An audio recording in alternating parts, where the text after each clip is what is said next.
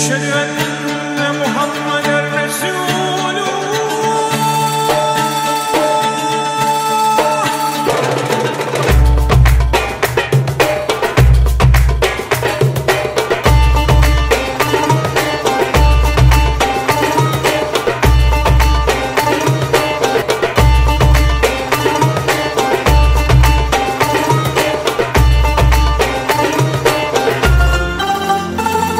అన్నా క్యాంటీన్లు పెట్టి పేదవాడి ఆకలి తీర్చినటువంటి గొప్ప మనసున్నటువంటి వ్యక్తి, పేదవాడికి వైద్యం కానీ ఏ వర్గం కష్టాల్లో ఉన్నా నేనున్నానని అండగా నిలబడేటటువంటి మంచి మనసున్నటువంటి వ్యక్తి. దేవుడు చాలా మందికి మనీ ఇస్తాడు కానీ మనసు అతి కొద్ది మందికి ఇస్తాడు. మంచి మనసున్నటువంటి మన చిన్ని తమ్ముడు కేసీఆర్ చిన్ని ముస్లింలకు అండగా నిలబడేటువంటి భావజాలం ఉన్నటువంటి చిన్ని.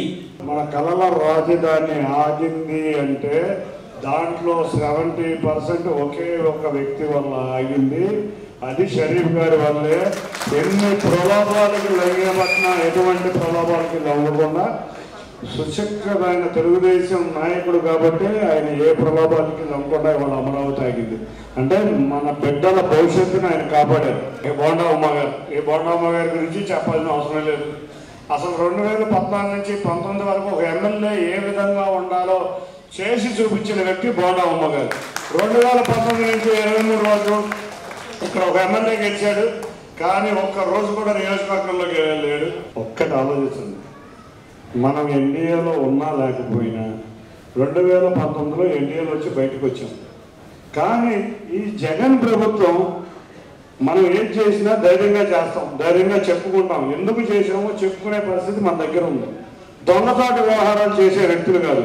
మీరు అత్యధిక మంది జగన్ ప్రభుత్వానికి ఓటు వేసి గెలిపించారు, కానీ ప్రతినిత్యం వాళ్ళు బీజేపీతోనే ఉంటానే ఉన్నాడు. మీ సమస్యల మీద ఏ రోజు పోరాడింది లేదు. మీరు ఒక్కటి గుర్తుంచుకోండి, మనకు వాళ్ళ అబ్దుల్ కలాం రాష్ట్రపతి అయ్యారు. ఏ ప్రభుత్వంలో అయ్యారు? ఎన్డీఏ ప్రభుత్వంలో. అది కూడా నారా చంద్రబాబు నాయుడు గారు గట్టిగా పట్టుబట్టడం వల్లే ఆ రోజు ఆయన రాష్ట్రపతి అవ్వడం జరిగింది. ఇంకొక విషయం చెప్తున్నాం, నరేంద్ర మోడీ గారికి ఇవాళ చంద్రబాబు నాయుడు గారి మీద ఉన్న కోపం దేని కోసం?